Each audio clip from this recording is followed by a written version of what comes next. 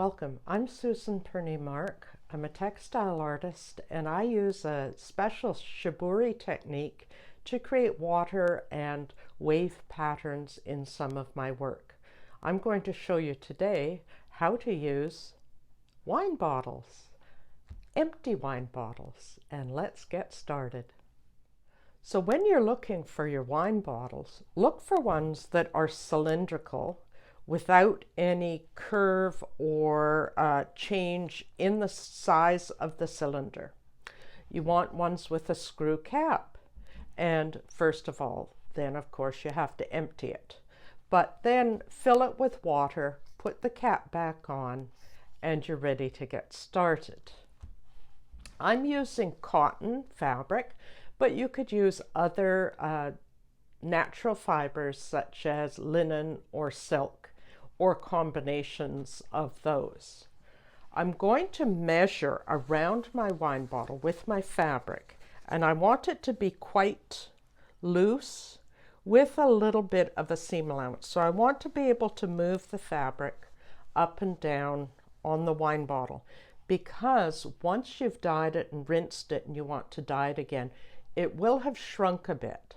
So otherwise, if it's too tight, then you struggle and can't get the tube back on the bottle. Once you've measured and cut your fabric, then I sew the tube with a long basting stitch. It doesn't have to be a fancy stitch, it's just a long basting stitch.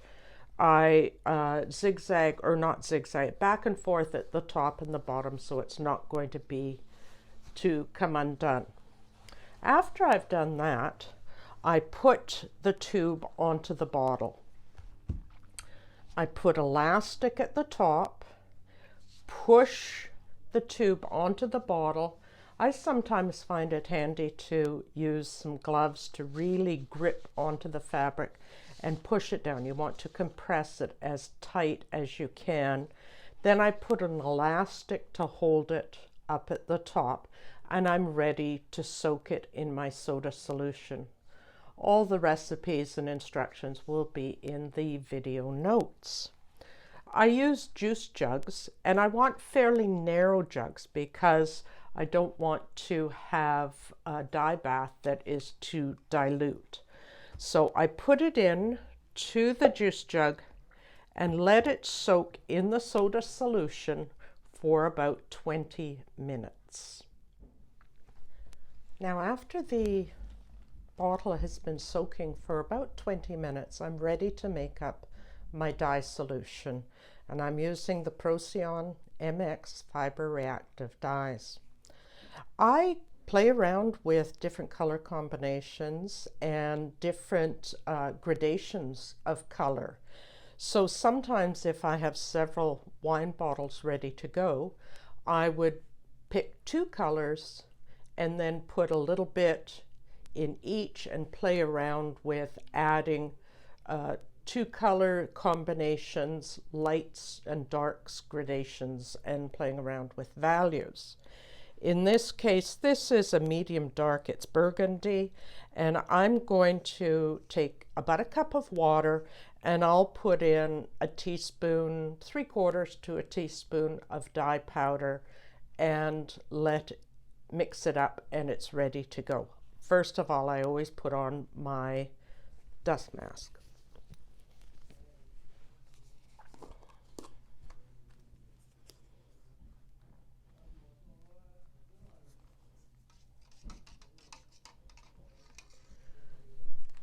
Now the dye powder is dissolved and I'm ready to add it to my jugs. Here's one that has gone through 3 different color combinations. So there's burgundy, there's probably an indigo or a blue, and a green, emerald green in there. So each time I add a color and it's finished, I take it out, rinse it, let it dry, and then put it back on the bottle for another dye sequence. So generally I can do 3 or 4 or even more different colors on the same fabric, just repeating the same process over and over again.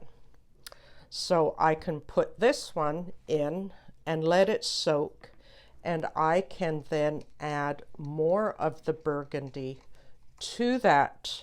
So I can have a pale, medium, and dark, depending on the amount of the dye solution that I add.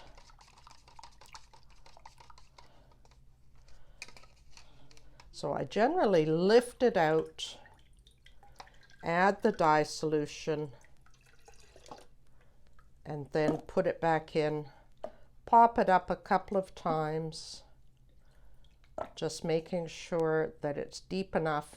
It's even a little too deep here. I'm going to pour a little bit of that in there. There. Oh, didn't pour quite enough.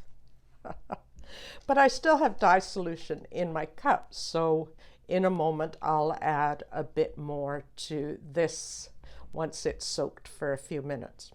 So you can see with this that it is a controlled environment. I'm not working with lots of big dye baths. I'm keeping it very simple. It's easy to do. The cleanup is easy. Once I've finished with all the dye sequence that I want on the fabric, I then wash it in hot water with a textile detergent and rinse it at least twice to make sure that it's color fast. But if you're going in sequential color steps, all I do is rinse it and dry it in between. It's not necessary to wash it. So here's a little bit of an interesting approach to dyeing. I call it Shibori Shiraz, and I'm having fun with this. And if it involves a little bit of wine as well, what could go wrong? So let's finish up by looking at some of the fabrics that I've created using my Shibori Shiraz method.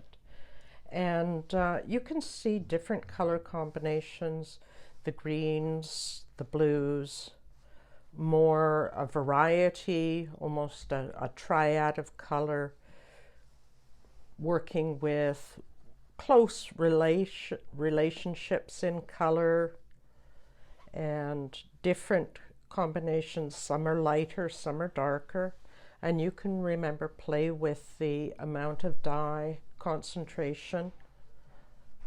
Different ones here, just two colors, even just one color, analogous colors, just one color in different combinations, and so on here. I should also mention that you could also, if you have something like a fairly sheer fabric, you could double up your tube. So you could make your tube a double thickness of fabric, something like this, and just stitch along to hold it in place. That way you're going to have a stronger concentration of color on the outside and a lighter value on the inside, or even working with two different types of fabric, perhaps a silk, a light silk, and something heavier underneath. So there's lots of different possibilities with this technique. I hope you enjoy and have fun exploring your Shibori Shiraz.